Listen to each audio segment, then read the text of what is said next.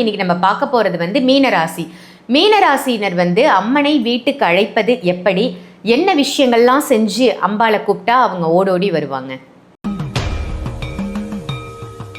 பொதுவாக பார்த்தீங்கன்னா மேடம், மீனத்துக்கு இறை ஆற்றல், இறை நம்பிக்கை அப்படின்றது இருக்கும், இன்பில்ட்டாகவே இருக்கும். காரணம் என்ன அப்படின்னா, இது குருனோட ராசி. குருனோட ராசி அப்படின்னும் போது ஸோ இதெல்லாம் பார்த்தீங்கன்னா மீனத்தினோட கர்மா அப்படின்னு சொல்லலாம். ஒவ்வொரு ராசிக்கும் ஒரு கர்மிக் எஃபெக்ட் இருக்குது தானே மேடம் செய்யுது.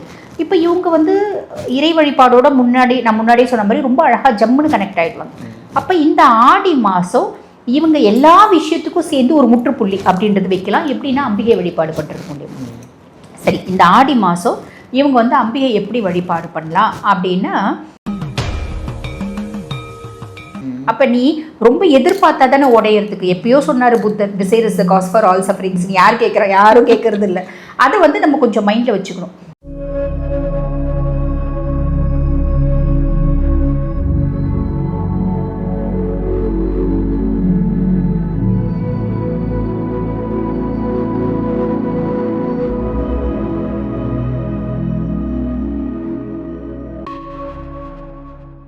ஜோதிடம் கற்க ஆசையா? உங்களுக்கு ஜோசியம் கற்றுக்கணும் அப்படின்னு ஆசை இருக்கா? நிச்சயமாக கற்றுக்கலாங்க. உங்களுடைய ஜாதகத்தையும் உங்களுடைய உறவுகளுடைய ஜாதகத்தையும் பார்ப்பதற்காகவே நீங்கள் ஜோதிடம் கற்றுக்கலாம். ஜோதிடம் கற்றுக்கிறதால எண்ணற்ற பலன்கள் கிடைக்கும். பிரபல ஜோதிட சிரோன்மணி டாக்டர் தீபா அருளாளன் மேம் கிட்ட நீங்கள் ஜோதிடம் கற்றுக்கணும் அப்படின்னு ஆசைப்பட்டீங்கன்னா, ஜோதிட வகுப்புகள் ஆரம்பிக்க போகுது கூடிய விரைவிலேயே. அதற்கு முன்பதிவு செய்வதற்கு வீடியோவில் தெரிகிற நம்பருக்கு கால் பண்ணி உங்கள் பேரை ரெஜிஸ்ட்ரேஷன் பண்ணிக்கோங்க. நீங்களும் ஜோதிடர் ஆகலாம்.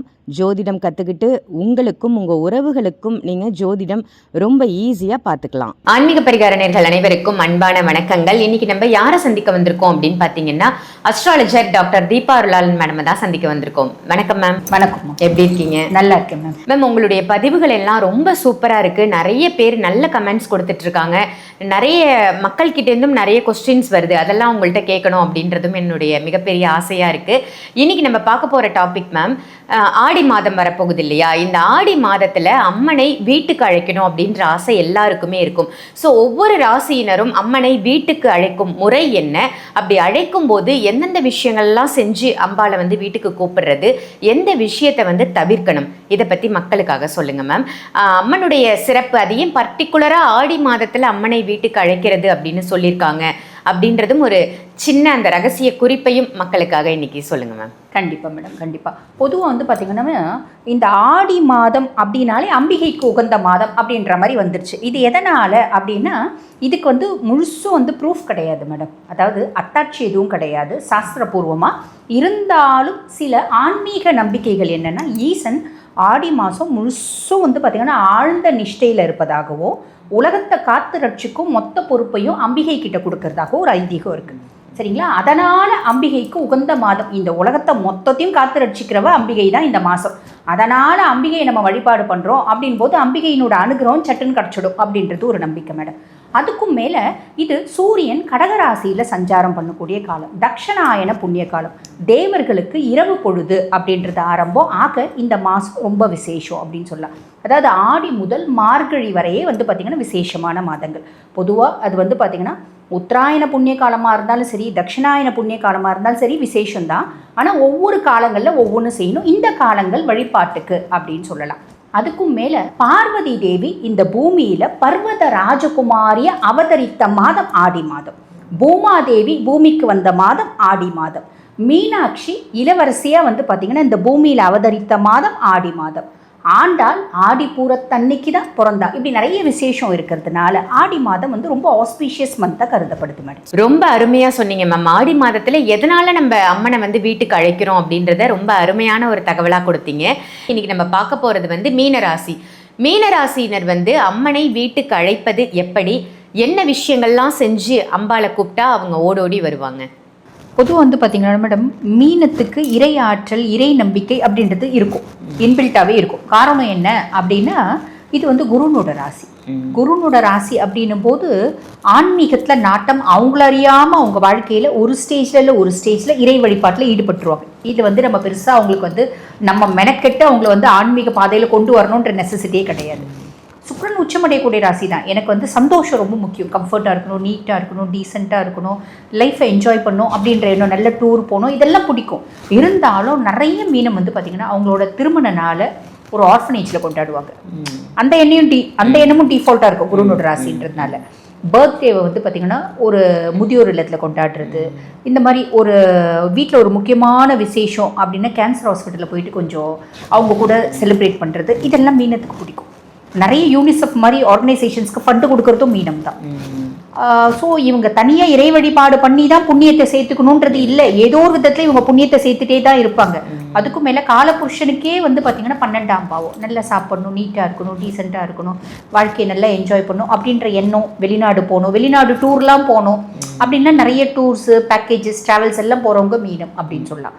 இவங்களுக்கு இருந்தாலும் வந்து பார்த்திங்கன்னா இவங்களோட பிறவி கர்மா அப்படின்றது ஒரு சிலது இருக்குது. என்னென்னா மற்றவங்க கிட்ட ஏமாற்றத்தை சந்திக்கிறது, துரோகத்தை பார்க்கறது.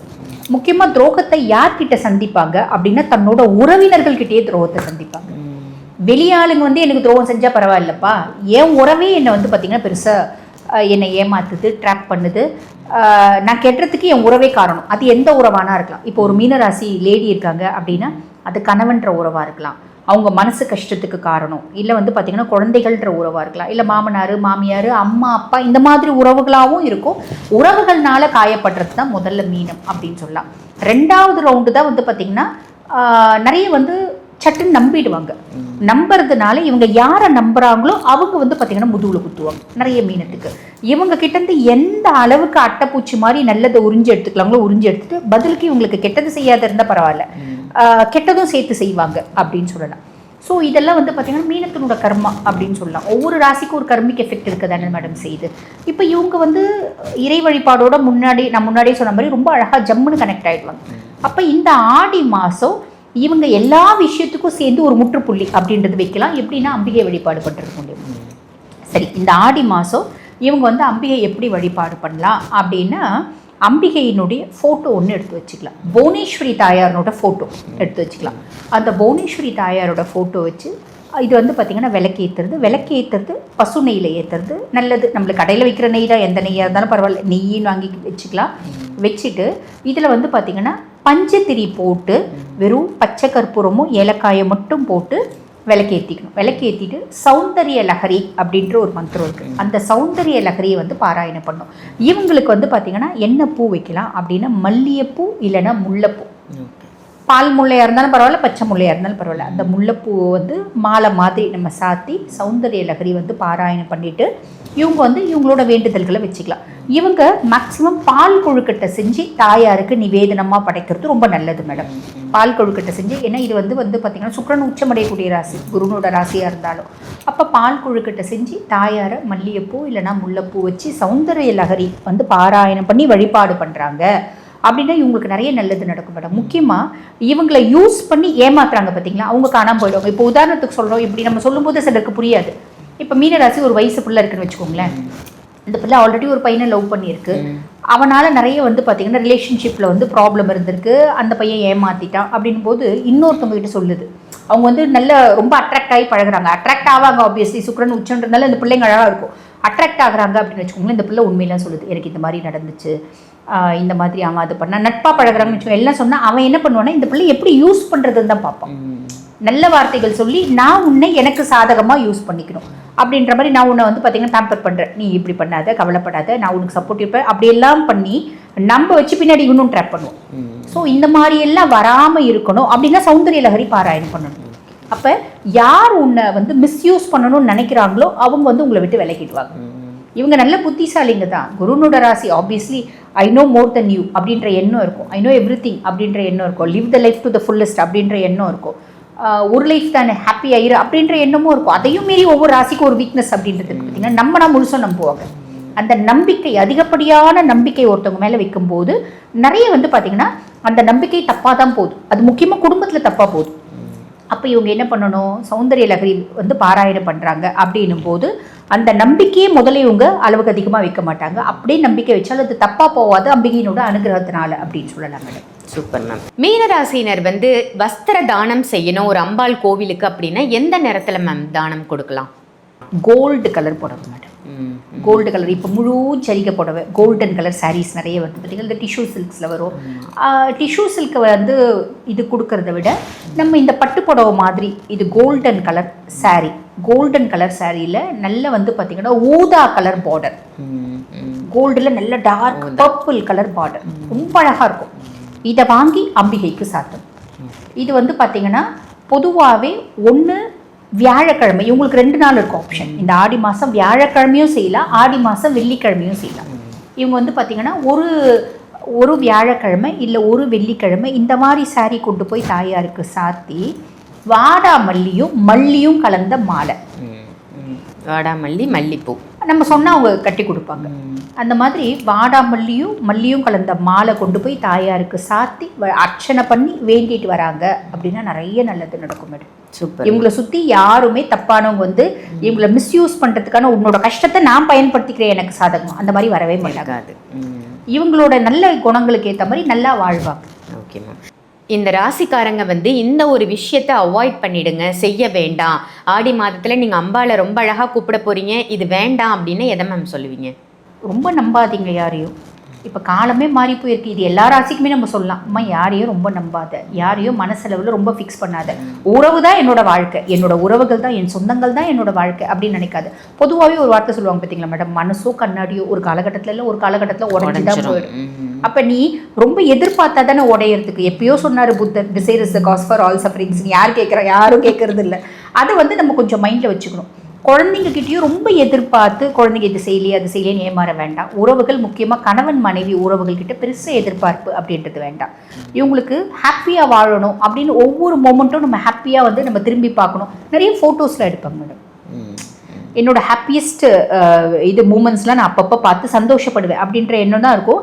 அந்த ஒவ்வொரு ஹாப்பியஸ்ட் மூமெண்ட் அவங்க வந்து புரட்டும் போதும் வந்து பார்த்திங்கன்னா அதுக்கு பின்னாடி ஒரு கஷ்டம் இருக்கும். அதை நினச்சி வருத்தப்படுவாங்க. ஒரு நல்ல விஷயம் நடக்குதுன்னா அதுக்கு பின்னாடி 1000 பிரச்சனைகள் இருக்கும். அந்த பிரச்சனைகள் நினச்சி வருத்தப்படாது. அந்த சந்தோஷத்தை மட்டுமே நீ வந்து பார்த்தீங்கன்னா பார்த்து ஹாப்பி ஆயிக்கோ அப்படின்றது நம்ம சொல்லணும் மேடம். Super ma'am. ரொம்ப சிறப்பான அற்புதமான தகவலாக கொடுத்துருக்கீங்க. நன்றி மேம். தேங்க்யூ. இந்த பதிவு உங்கள் எல்லாருக்கும் பயனுள்ள பதிவாக அமைஞ்சிருக்கும் அப்படின்னு நினைக்கிறேன். இது பயனுள்ள பதிவாக இருக்குது அப்படின்னு நீங்கள் நினச்சிங்கன்னா இதை மற்ற ராசினருக்கும் ஷேர் பண்ணுங்கள். மறக்காமல் ஆன்மீக பரிகாரம் நம்ம சேனலை சப்ஸ்கிரைப் பண்ணிக்கோங்க. அதே மாதிரி மேடம் கிட்ட நீங்கள் அஸ்ட்ராலஜி கற்றுக்கணும் அப்படின்னு ஆசைப்பட்டீங்கன்னா ஆன்லைன் கிளாஸஸ் போயிட்டுருக்கு. வீடியோவில் தெரிகிற நம்பருக்கு கால் பண்ணி நீங்கள் அஸ்ட்ராலஜி வகுப்பில் சேர்ந்துக்கலாம். நீங்களும் ஒரு அஸ்ட்ராலஜர் ஆகலாம். நமக்கான ஜாதகம், நம்மளுடைய ஜாதகம், நம்ம குடும்பத்தினருடைய ஜாதகத்தை பார்ப்பது மட்டும் இல்லாமல் இதையே ஒரு தொழிலாக எடுத்து நம்ம மற்றவங்களுக்கும் அஸ்ட்ராலஜி சொல்லலாம். ஸோ ஜாதகத்தை பார்த்து அதை கணித்து கொடுக்கக்கூடிய அற்புதமான வாய்ப்பு உங்கள் எல்லாருக்கும் காத்துட்ருக்கு. அதுக்கு நீங்கள் கிளாஸில் ஜாயின் பண்ணணும் அப்படின்னு நினச்சிங்கன்னா வீடியோவில் தெரிகிற நம்பருக்கு கால் பண்ணுங்கள். மேம் கிட்ட அப்பாயின்மெண்ட் வேணும் அப்படின்னு நினச்சாலும் இதே நம்பருக்கு கால் பண்ணி நீங்கள் ஆன்லைன் கன்சல்டேஷனும் எடுத்துக்கலாம், இல்லை டைரக்ட் கன்சல்டேஷனும் எடுத்துக்கலாம். இதே மாதிரி வேற ஒரு நல்ல நிகழ்ச்சியில் உங்கள் எல்லாரையும் சந்திக்கின்றேன். நன்றி, வணக்கம்.